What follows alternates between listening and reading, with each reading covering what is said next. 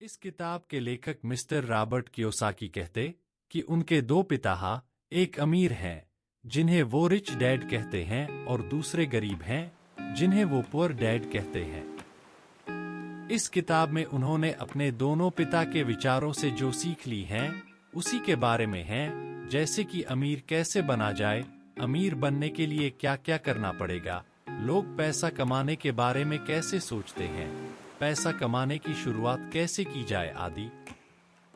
यह किताब लोगों के अंदर फाइनेंशियल अवेयरनेस, आर्थिक जागरूकता पैदा करेगी। आइए इस किताब की समरी देखते हैं। लेखक के एक पिता बहुत ही पढ़े लिखे थे, उन्होंने पीएचडी भी करा था और उनके दूसरे पिता ने अपनी स्कूल की पढ़ाई भी नहीं पूरी करी थी। दोनों ही अपने अपने कैरियर में सफल थे। एक फाइनेंशियल पैसों की समस्या से जूझ रहे थे और दूसरे उनके शहर के सबसे अमीर व्यक्तियों में से एक थे। जब वे पैसे के बारे में बात करते थे तो दोनों के नजरिए भी अलग अलग थे। एक का मानना था कि पैसों के प्रति प्यार ही सभी प्रकार की समस्याओं की जड़ है और दूसरे का मानना था कि पैसों की कमी ही सभी समस्याओं की जड़ है। अब लेखक के बचपन में उनके सामने सबसे बड़ी दुविधा थी यह थी कि वह किसकी सुने, अपने रिच डैड की या पुअर डैड की, क्योंकि पैसों के बारे में दोनों के नजरिए पूरी तरह से अलग थे। हालांकि लेखक के दोनों पिता ही लेखक की भलाई चाहते थे। उनके पुअर डैड को हमेशा यह कहने की आदत थी कि हम ये नहीं ले सकते हैं, हम वो ले नहीं सकते हैं। वही उनके रिच डैड इस शब्द कभी भी उपयोग नहीं करते थे। उन्हें इस वाक्य से सख्त नफरत थी, यहाँ तक कि उन्होंने लेखक को भी इसका इस्तेमाल करने से मना कर दिया था। लेखक के रिच डैड कहते थे कि तुम अपने आप से पूछो कि तुम कैसे उस चीज को ले सकते हो। उनका मानना था कि जब तुम कहते हो कि तुम यह चीज नहीं ले सकते हो तो तुम्हारा दिमाग काम करना बंद कर देता है, और उसके विपरीत जब तुम अपने आप से ये सवाल पूछते हो कि तुम उस चीज को कैसे ले सकते हो तो तुम्हारा दिमाग अपने आप काम पर लग जाता है। उनका यह कहना बिल्कुल नहीं था कि आप सब कुछ खरीदते चलो, उनका यह कहना था कि अपने दिमाग को हमेशा एक्टिव रखो, उसे काम पर लगाओ, जिससे तुम्हारे ब्रेन की एक्सरसाइज होगी और वह दिन ब दिन मजबूत बनता चला जाएगा। उनके पुअर डैड कहते थे कि कभी रिस्क मत लो और रिच डैड कहते थे कि रिस्क को मैनेज करना सीखो। उनके पुअर डैड कहते थे कि बहुत पढ़ाई करो और कॉलेज डिग्री लो और एक अच्छी सुरक्षित नौकरी ले लो। वही रिच डैड कहते थे कि पढ़ाई करो और पैसा कैसे काम करता है वह सीखो, पैसों के लिए काम मत करो बल्कि पैसों को तुम्हारे लिए काम पर लगाओ। 9 साल की उम्र में रॉबर्ट यानी कि लेखक ने डिसाइड किया कि वो अपने रिच डैड की सुनेंगे और उनसे पैसों के बारे में सीखेंगे और पैसों के मामले में वो अपने पढ़े लिखे पुअर डैड को फॉलो नहीं करेंगे। रियल में उनके पुअर डैड उनके सगे पिता थे जो बहुत पढ़े लिखे थे और टीचर को नौकरी करते थे, लेकिन वह पैसों के मामले में गरीब थे। वही लेखक जिसे अपना रिच डैड कहते हैं वो उनके दोस्त माइक के पिता थे, जिनके पास रॉबर्ट और उनका दोस्त माइक पैसे कैसे कमाते हैं वो सीखने के लिए जाते थे। रॉबर्ट के इस रिच डैड ने अपनी स्कूलिंग भी नहीं पूरी की थी, फिर भी वह शहर के सबसे अमीर लोगों में से एक थे और बाद में जाकर अमेरिका के सबसे अमीर व्यक्तियों में से एक बने। रॉबर्ट और माइक के कहने पर उनके रिच डैड उन्हें पैसे कैसे कमाते हैं सिखाने के लिए तैयार हो गए। उनके अमीर पिता ने उन्हें पैसों के बारे में कुछ बहुत ही महत्वपूर्ण बातें बताई जिनके बारे में हम आगे बात करेंगे।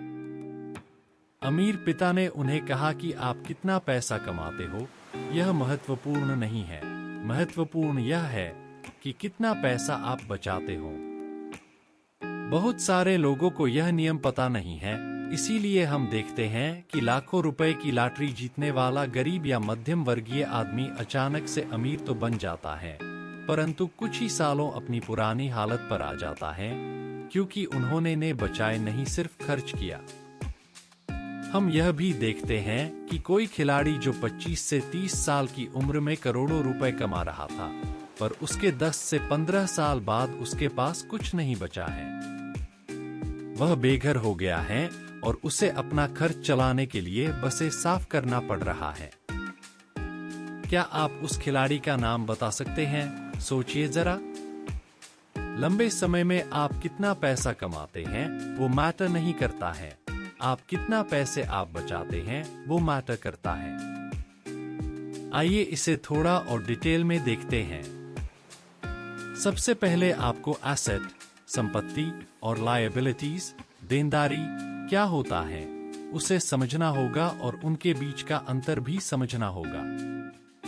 रिच डैड ने उन्हें साधारण भाषा में समझाया कि एसेट आपकी जेब में पैसे डालते हैं, वही लायबिलिटीज आपकी जेब से पैसे निकालती हैं।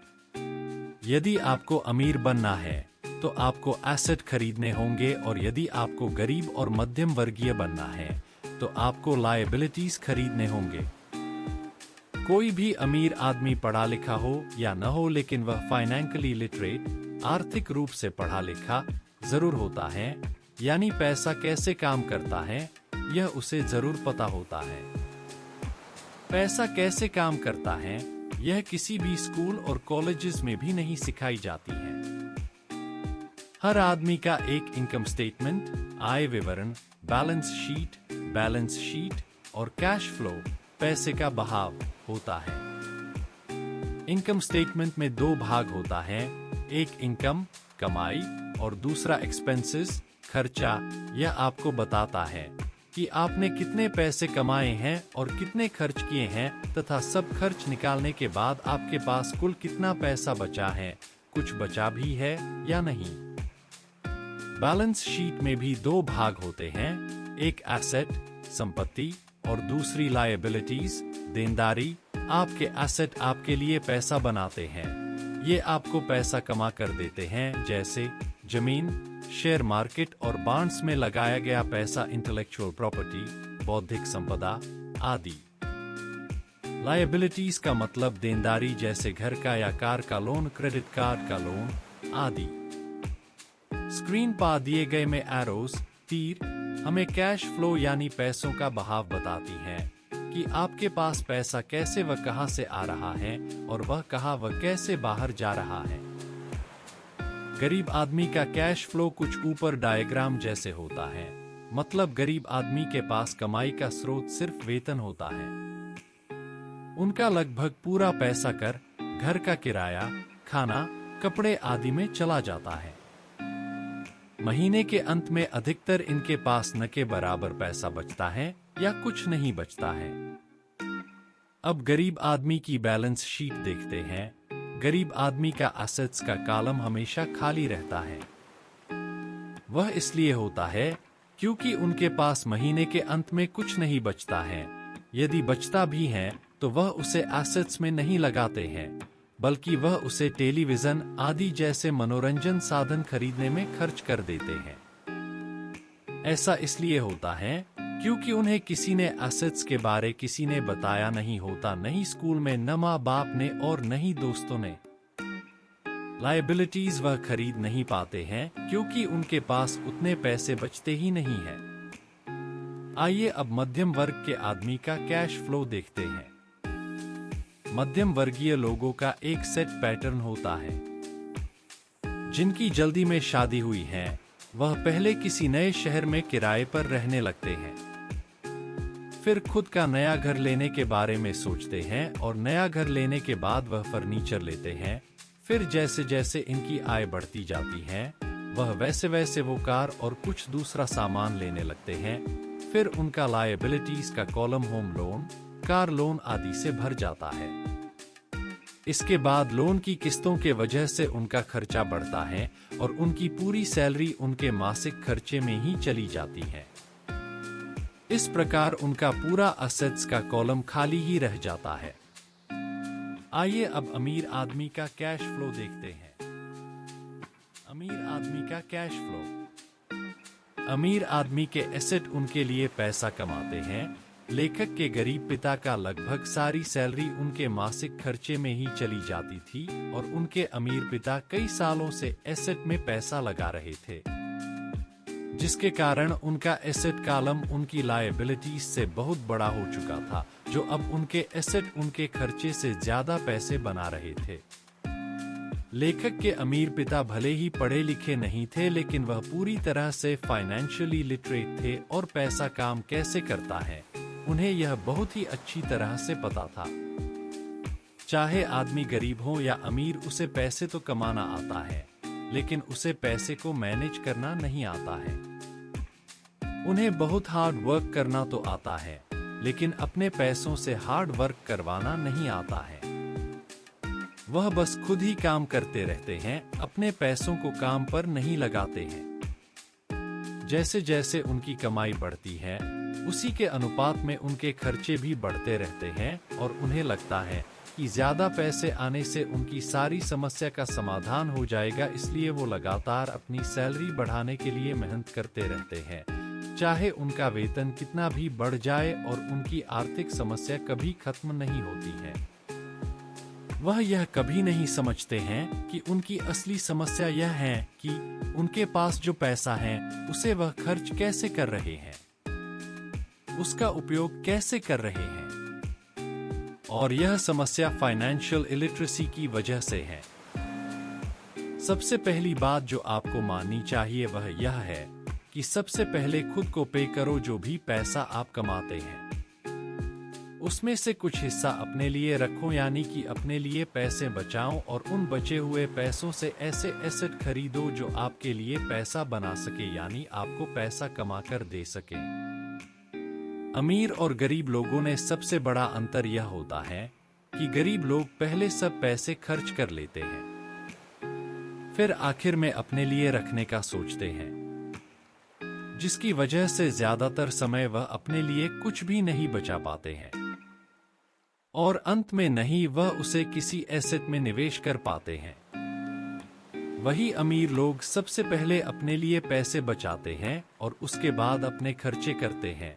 यह करने के लिए बहुत ही प्रयास और सेल्फ डिसिप्लिन की जरूरत पड़ती है। कई बार आपके सामने कुछ आर्थिक समस्या आएगी, फिर भी आपको सबसे पहले खुद को ही पे करना है और उसे बचाना है।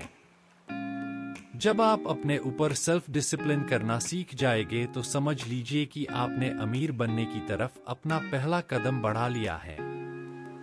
जो लोग सबसे पहले खुद को पैसे देते हैं उनका कैश फ्लो कुछ इस तरह का होता है।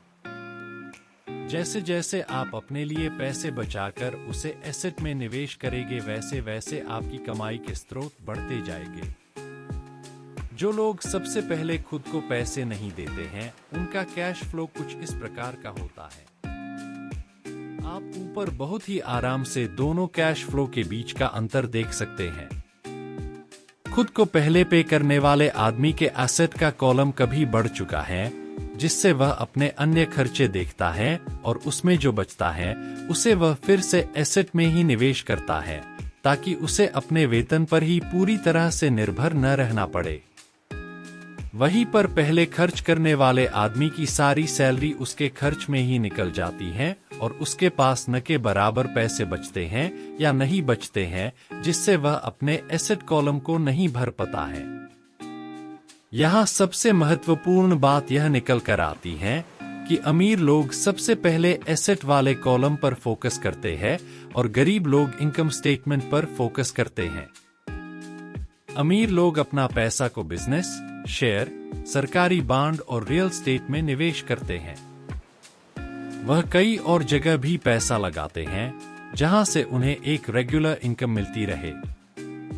उनका यह निवेश उनके लिए एसेट हैं जो उनके लिए पैसा कमाते हैं।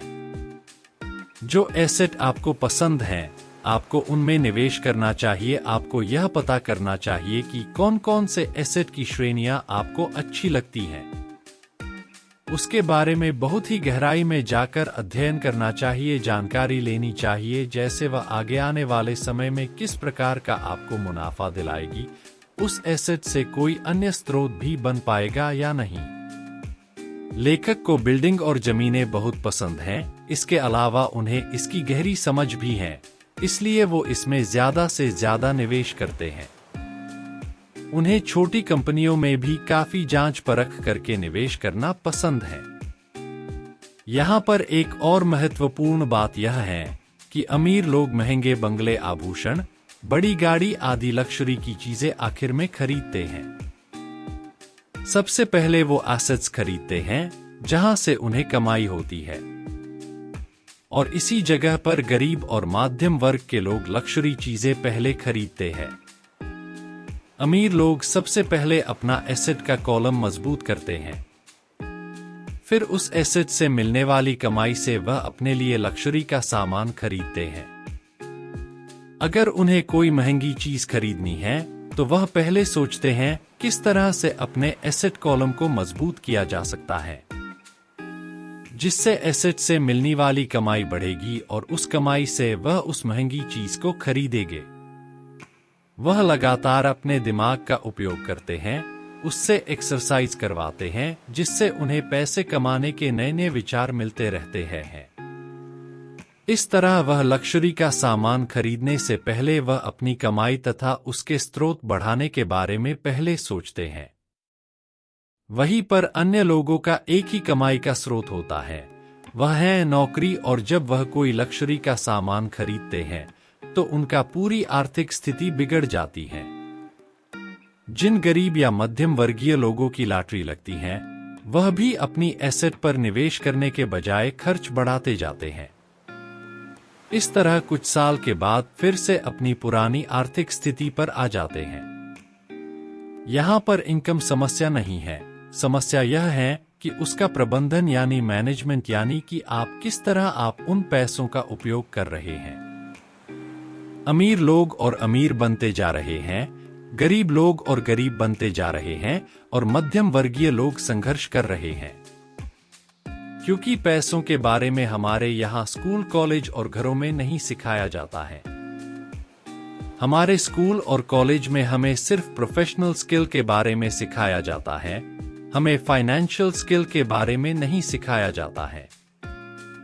इसलिए आज डॉक्टर्स, इंजीनियर्स, मैनेजर्स, पायलट्स आदि जिन्होंने अपने स्कूल और कॉलेज में अच्छे मार्क्स लाए थे, वो आज अच्छी सैलरी होने के बाद भी फाइनेंशियली स्ट्रगल कर रहे हैं।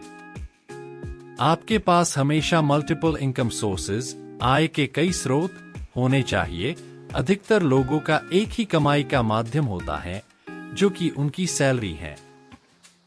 वह कहते हैं कि वह बहुत सुरक्षित जीना चाहते हैं, इसलिए वह अपनी सैलरी पर ही निर्भर रहते हैं। पर वह यह नहीं समझ पाते हैं कि एक ही कमाई के स्रोत पर निर्भर रहना कितना बड़ा जोखिम, रिस्क है।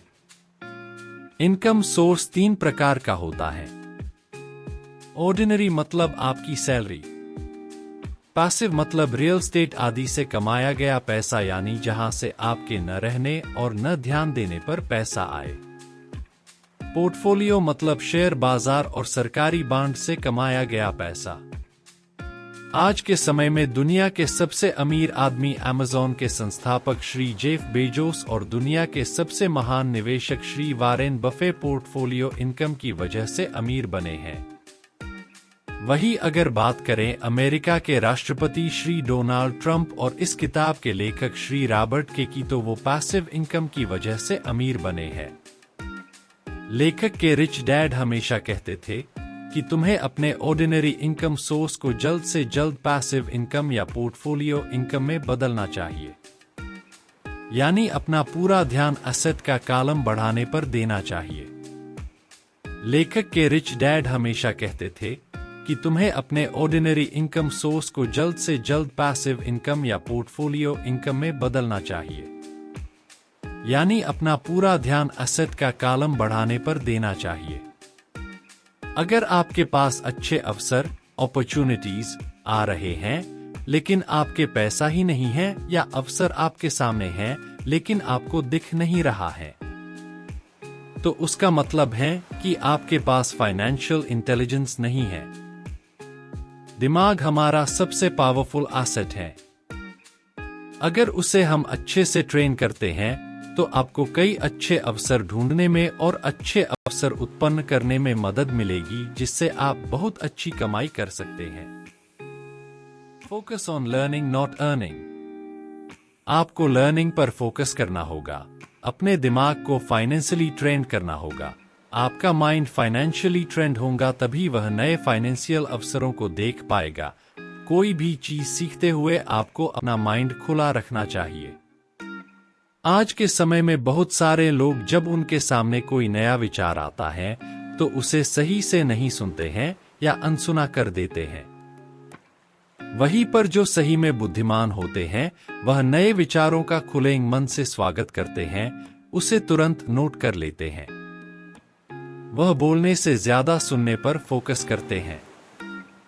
आज के समय में जो अलग अलग एसेट्स हैं, जैसे कि जमीन, शेयर बाजार, सरकारी बॉन्ड, नए बिजनेस आदि, आपको किसी में भी निवेश करने से पहले अपना दिमाग खुला रखकर उसका अध्ययन, स्टडी करना होगा। जो लोग लर्न की जगह अर्न पर फोकस करते हैं वह पैसा तो कमाते हैं लेकिन उसे अच्छे से मैनेज नहीं कर पाते हैं। फिर आगे चलाकर किसी न किसी फाइनेंशियल समस्या में फंसते रहते हैं। फाइनेंशियल नॉलेज न होने की वजह से लोग अपने आसपास चल रही जल्दी से अमीर बनने वाली किसी योजना में किसी के कहने पर पैसा लगा देते हैं। फिर उसके बाद वह कंपनी उनका पैसा लेकर भाग जाती है। इसीलिए लेखक के रिच डैड ने उनसे कहा कि पहले लर्निंग पर ध्यान देना चाहिए, बाद में अर्निंग पर। फाइनेंशियल लीयरिंग आजीवन चलने वाली प्रक्रिया है। जब भी तुमसे गलती होगी तो तुम उससे सीखो और अगले समय वह गलती न करो। गलतियों से बिल्कुल न डरो। जब कोई जीतने के लिए खेलता है तो उससे गलतियां होती हैं, लेकिन सबसे महत्वपूर्ण है कि उस गलती से सीख कर आगे अच्छा करना। रिच डैड ने लेखक को रिस्क मैनेजमेंट, जोखिम प्रबंधन सीखने को कहा। इस संदर्भ में मिस्टर वॉरेन बफे ने कहा है कि risk comes from not knowing what you are doing. आप क्या कर रहे हैं, यदि आपको वह पता नहीं है तो वह जोखिम है। यदि आप गाड़ी चला रहे हैं और आपको गाड़ी चलाना ही नहीं आता है तो वह रिस्क है। इसको कम करने के लिए पहले आपको गाड़ी चलाना सीखना पड़ेगा। इसी तरह फाइनेंशियल रिस्क को भी फाइनेंशियल ज्ञान और स्किल डेवलप करके कम किया जाता है। इसीलिए किसी भी एसेट में निवेश करने से पहले उसके बारे में सही से जानना और उसके बारे में स्किल होना बहुत जरूरी है। आइए हम आगे देखते हैं कि लेखक ने अपने फाइनेंशियल ज्ञान और स्किल का उपयोग करके कैसे पैसे बनाए। 1989 में रॉबर्ट अमेरिका में जहां रहते थे उसके पास के एक स्थान से गुजर रहे थे। वहां उन्होंने देखा कि वहां के अधिकतर घरों पर सेल के बोर्ड लगे हैं। उस समय अमेरिका में मंदी आ गई थी, शेयर बाजार टूट चुका था तथा वहां की रियल एस्टेट का बाजार भी बहुत ही खराब हालत में था। उन्होंने देखा कि वहां पर एक घर के नोटिस बोर्ड पर बहुत दिनों से सेल का बोर्ड लगा हुआ था। तब वह उस घर के मालिक से मिले। उन्होंने उसके मालिक से पूछा कि यह घर कितने में बेच रहे हो। उसने कहा कि मैंने बहुत दिनों से इस घर को बेचने के लिए बोर्ड लगाया है, लेकिन कोई भी यह घर देखने के लिए और पदाम पूछने के लिए नहीं आया, तो आप ही घर देख लो और मुझे इसका दाम बताओ। रॉबर्ट को वह घर बहुत पसंद आया और उन्होंने वह घर $20,000 में खरीद लिया। फिर उसके बाद उन्होंने उस घर में किराएदार रखे। 1-2 साल बाद जब उस स्थान पर रियल एस्टेट का मार्केट बढ़ने लगा तो लोग उस स्थान पर घर खरीदने लगे। उस समय उन्होंने $20,000 में खरीदा घर $95,000 में बेच दिया। यहाँ ध्यान देने वाली बात है कि उन्होंने सिर्फ उस घर के दाम में ही मुनाफा नहीं कमाया, बल्कि उसमें किराएदार रखकर भी उससे पैसा बनाया। उसके 1 महीने बाद फिर उन्हें एक अच्छा फ्लैट मिला जिसका मालिक जर्मनी का था। उन्हें उस एरिया के रियल एस्टेट मार्केट के बारे ज्यादा जानकारी नहीं थी, वह बस उस फ्लैट को जल्द से जल्द बेचकर जर्मनी जाना चाहते थे। अब लेखक उसके साथ मोल भाव करके वह फ्लैट भी खरीद लिया और 2 साल बाद लगभग 1.5 गुना दाम पर उसे बेच दिया। उन पैसों से फिर उन्होंने एक मंदी वाले एरिया में घर खरीदा और जब वह पर मंदी खत्म हुई तो उसे बेचकर अच्छा मुनाफा कमाया। इसकी मदद से वह बताते हैं कि कैसे कम पैसों को ज्यादा पैसों में बदल सकते हैं। उसके लिए आपके पास उस एसेट से जुड़ा आर्थिक ज्ञान होना चाहिए, तभी आप अच्छे अवसर ढूंढ पाएंगे। लेखक को रियल एस्टेट की जमीन, घर और छोटी कंपनी में निवेश करने में दिलचस्पी, इंटरेस्ट है। इसलिए वह उसके बारे में ज्ञान इकट्ठा करते हैं, फिर अच्छे अवसर तलाशते हैं। आपको जिस एसेट में इंटरेस्ट है उसका अच्छा ज्ञान लीजिए, फिर उसमें निवेश करने के बारे में सोचिए। दोस्तों, अंत में लेखक ने पुनः एक बार याद दिलवाने की कोशिश की है कि गरीब और मध्यम वर्ग के लोग पैसों के लिए काम करते हैं, वही अमीर लोगों के लिए पैसा काम करता है। अमीर लोग अपने एसेट कॉलम को बढ़ाने में लगे रहते हैं। उन्हें उससे जो मुनाफा मिलता है उसे वो वापस वही और पुनः निवेश करते हैं। इस तरह उनका पैसा उनके लिए लगातार काम करता है। किसी भी एसेट में पैसा लगाने से पहले उसमें जिन लोगों ने निवेश किया है उनसे मिलें, जो लोग उसमें निवेश करके सफल हुए हैं। यदि उनसे मिलना संभव नहीं है तो उनके बारे में पढ़ें और उस एसेट के बारे में गहन ज्ञान हासिल करने का प्रयास करें। दोस्तों, यह थी रिच डैड पुअर डैड की हिंदी में समरी। आपको इस किताब में दिए नियमों को अमल में लाना होगा, तभी जाकर आप जल्दी अमीर बन पाएंगे। अब यह आपके हाथ में है कि आप जो पैसा कमाते हैं उसे पूरा खर्च करते हैं या सबसे पहले खुद को पे करके उसे बचाकर सही जगह पर निवेश करके अमीर बनते हैं।